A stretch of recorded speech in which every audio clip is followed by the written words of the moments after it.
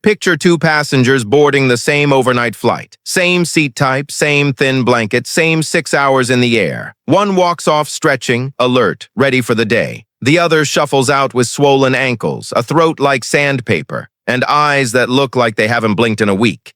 And says the same thing every single time. I just can't sleep on planes. There was a guy on one of my flights. I'll call him Frank, 68, window seat, 3 rows up. Watched him fight his own tray table for 20 minutes, trying to get comfortable, gave up, and just stared at the seatback map the whole flight. Landed looking like he'd aged 5 years in 6 hours. Here's something most people don't know while they're blaming bad luck. Cabin humidity can drop to somewhere around 10 to 20%. Drier than most deserts you'd actually plan a trip around. Your body is fighting that the entire flight, whether you notice it or not. Honestly, I used to think Frank's problem was just bad luck or bad genetics or being not a plane sleeper. Turns out that's mostly wrong. Sleep Foundation researchers who study travel fatigue will tell you it was never really about who's a better sleeper. It's about what you do before the cabin and the dry air and everything else working against you gets a chance to fight back. I'm going to walk you through 12 of these. Some are obvious once you hear them. A couple I genuinely didn't believe worked until I tried them myself on a red-eye I was fully convinced was going to be a disaster. And stick around for number 12, because that's the one almost everyone gets completely backwards, and it might be quietly ruining your landing every single time, even on flights where you think you slept fine. Quick thing before we start. None of this requires buying anything fancy. No pressure point socks, no $200 horseshoe pillow. Most of what actually works is stuff you already own, used at the right moment instead of the wrong one. Keep that in mind because it comes up again at the very end. Most people let the cabin decide their bedtime.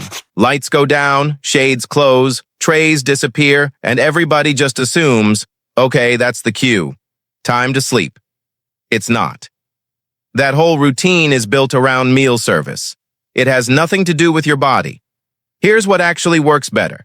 Check what time it'll be at your destination the moment you're thinking about closing your eyes. Nighttime there. Sleep helps you. Daytime there. A long nap right now might leave you staring at the ceiling at 2 a.m. in your hotel room instead. I'll be honest, this one took me a few flights to actually believe. It felt like extra math I didn't want to do mid-flight, especially at 11 at night with a bag of pretzels in my lap. But once you get in the habit, it's maybe 10 seconds of thinking, making. Pull up the map, check the local time where you're landing, decide from there, and it saves you a rough first day. For anyone over 60, this matters more than people admit, because sleep gets lighter with age anyway. You don't have a lot of room for error on top of that, and one bad night can turn into 2 if you let it. Clock's sorted. But there's a second mistake that undoes all of this before your eyes even close, and it's happening on your phone right now. You don't need bright cabin lights to keep your brain wide awake. A phone screen during boarding does that job just fine. So does the seatback screen 3 rows up. So does the tablet glowing next to you that isn't even yours. The mistake is waiting. People keep feeding their brain light right up until the second they want to sleep, then yank down an eye mask and expect the body to just obey. It won't. Start the darkness early, mask on, brightness down, screens away, well before you actually plan to sleep. You're giving your body a heads up instead of a last-second order. Is it a little boring sitting there with a mask half on before you're even tired? Sure. Do it anyway. I used to think this made me look ridiculous, like I'd given up on the flight early. Nobody's looking at you. Everyone around you is either asleep already or staring at their own screen, which is exactly the problem you're trying to avoid. Here's something most people never even think about. Cabin air typically sits somewhere around 10 to 20% humidity, drier than most deserts. Your home, even in winter, is usually well above that.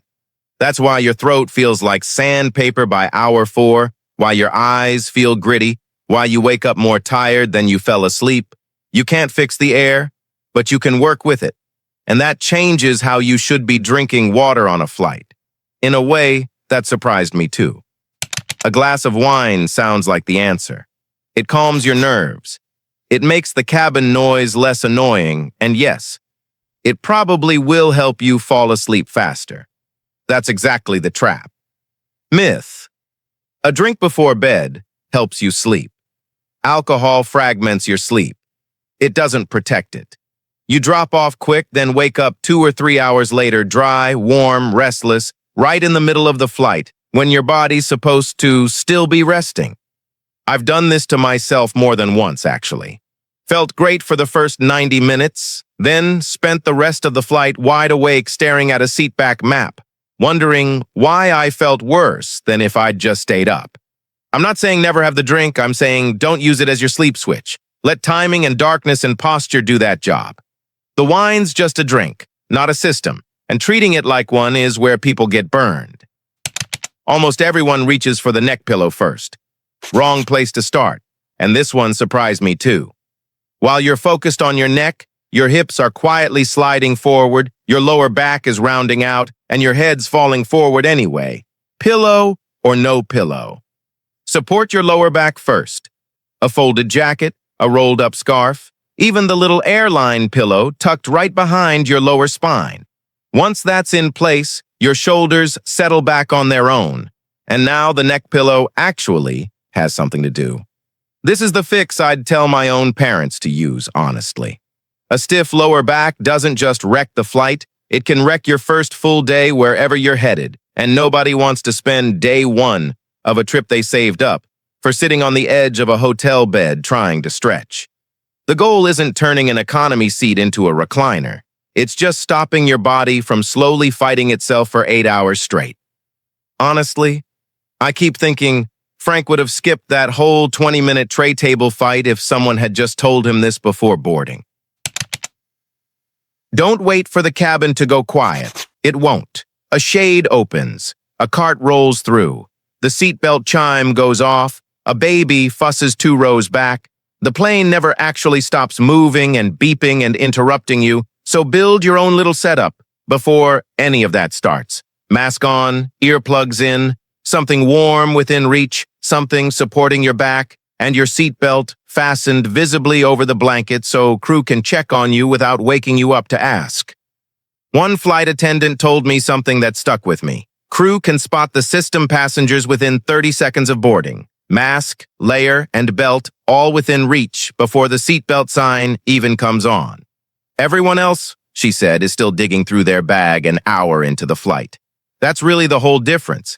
And it sounds small, but it's the difference between falling back asleep in 2 minutes after an interruption and lying there for 45, wide awake, padding around your seat in the dark, looking for an eye mask you shoved in your bag somewhere. Kit's ready. Here's something that doesn't even feel like a mistake. It feels like something to do because you're bored. Boarding's late. You've already walked the terminal twice. So you grab a coffee not because you need it, just because you're bored and it's there. That 1 cup can wipe out your best sleep window of the entire flight. It's not really about the caffeine itself. It's the timing. Long flights only hand you a couple of real chances to actually fall asleep. Hit one of those with caffeine, and you'll spend the next 2 hours tired and wired at the same time, which is somehow worse than just being tired. Before you buy that gate coffee, ask yourself one thing. Am I actually about to need sleep? If yes, skip it. If you've got hours before you'd even try to sleep, fine, go ahead. Most people assume waking up parched mid-flight is just dehydration catching up with them. It's usually not dehydration alone. It's when you drink, not just how much.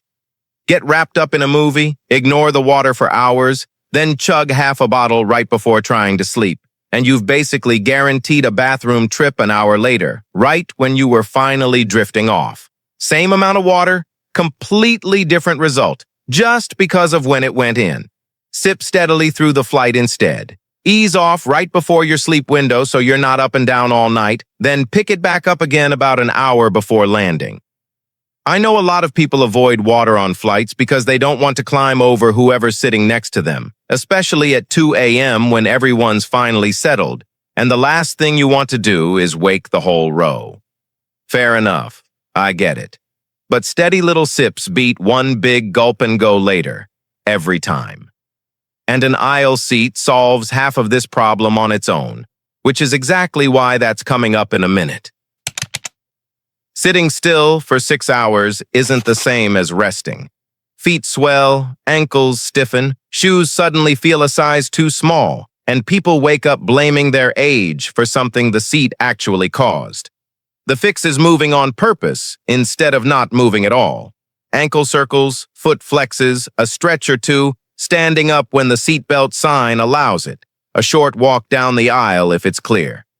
This isn't just about comfort either. Extended stillness on long flights is a real factor in blood clot risk, which is exactly why the CDC and cabin crews right alongside them keep telling passengers to get up and move their legs on longer routes. It's not just something flight attendants say to be nice or to keep you from complaining about your back. There's an actual reason behind it, and it's worth taking seriously, especially if you're already someone who deals with stiff knees or a bit of swelling after a long day on your feet. Crew dress for the cabin. Passengers dress for the airport, and that mismatch shows up right on schedule. Cabin temperature quietly drops a few degrees once meal service wraps up, and the lights start dimming, and almost nobody notices until their feet are already cold. If your hoodie or your socks are zipped away in the overhead bin, they're not part of your sleep setup anymore. They're just luggage sitting up there doing nothing for you, while your feet go cold underneath a blanket that's really more decorative than functional. I've watched people wait until they're visibly shivering before finally standing up, waking the whole row, digging through the bin at midnight for a hoodie they packed away 3 hours earlier. Keep at least one warm layer within arm's reach before takeoff. Right after meal service is exactly when you'll want it, not after you're already cold. Window seats block the aisle traffic and give you a wall to lean on, but which side matters more than most people realize? Sleep on your left? Aim for a seat on the right side of the plane, so you're leaning toward the window instead of away from it. And here's where I'll actually disagree with most of the advice out there. For a lot of older travelers, an aisle seat near the front is honestly the smarter trade. Easier bathroom access without climbing over a stranger twice a night beats a slightly better wall to lean your head on. I know that contradicts what I just said about window seats. Pick whichever problem you'd rather deal with because you can't avoid both. Small detail, real payoff. A seatbelt fastened over your blanket doesn't make you more comfortable, but it means a flight attendant can see you're buckled during a turbulence check without waking you up to ask. Skip this, and you risk the exact thing nobody wants. Finally falling asleep after an hour of trying, only to get gently shaken awake so someone can confirm you're strapped in. And here's the one I promised you. Protecting every last minute of sleep sounds smart. It isn't. And this is the one almost everyone gets backwards. You wake up during descent instead, right when the lights snap on, the announcements start, and everyone around you stands up and grabs their bags at once. Now, you're the half-awake one fumbling for glasses, medication, your passport, while a line's already forming in the aisle. That was Frank's actual mistake, by the way, the guy from the start of this video. He got maybe 4 solid hours, which should have been a win. But he slept right up until the wheels touched down, and I watched him spend the next 15 minutes patting every pocket he owned looking for his passport while half the plane filed past him. Frequent long-haul flyers do the opposite on purpose. They wake themselves 60 to 90 minutes before arrival. Drink some water, stretch a little, use the restroom before descent, get your documents and medication out, shoes back on properly, and mentally shift into arrival mode while the cabin's still calm and nobody's rushing yet. This is genuinely my favorite one on the list because it flips the instinct almost everybody has. We're all taught that more sleep is always the win. On a long flight, it isn't. Not if it costs you those last, confused, fumbling minutes before you're standing in an immigration line half asleep with your passport in the wrong pocket. Good airplane sleep was never really about how long your eyes stayed shut. It's about how you feel the second they open, and whether you land ready for your trip or ready for a nap you don't have time to take. So out of all 12, which one are you actually going to try next time you fly? The landing clock, the kit you build in advance, or that arrival reset most people never even think to do, the one that would have saved Frank 15 minutes of pocket padding at the gate? Tell me in the comments. I genuinely read every one of them, and half the ideas for these videos come straight from what you all tell me you've tried. And if you want the next hidden airline rule or senior travel right, the kind that usually gets buried in some policy update nobody actually reads, that's exactly what this channel is for. Subscribe if you haven't already, and I'll see you in the next one.